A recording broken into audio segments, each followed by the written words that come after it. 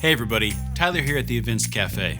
If you're not an engineer, you might not know much about the different kinds of testing that engineers do. Stay tuned and I'll tell you why you should know more, even if you've never written a line of code in your life.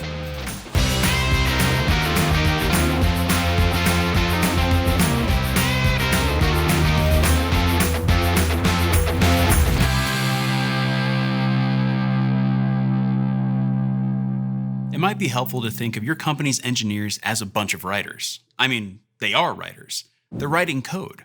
After all, code is just a series of words put together and compiled to make computers do very specific things. But there's a big difference. In the world of novels and short stories, if your language isn't precise and correct, you might not get a message across to some readers.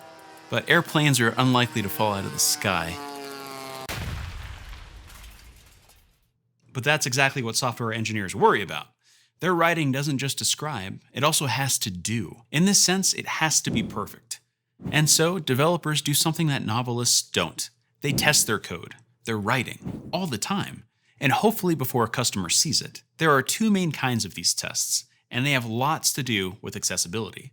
The first kind, developed in the 1970s, was functional test automation.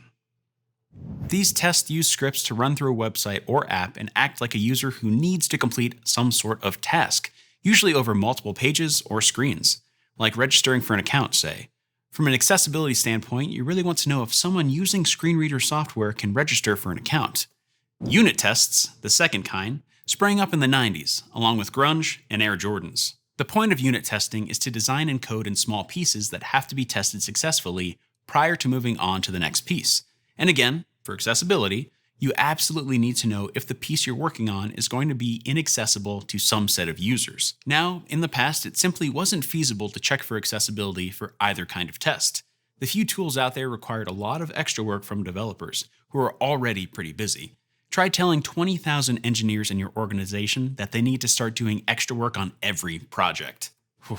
At Evinced, we knew we had to make this easy to install and use, or it just wouldn't happen.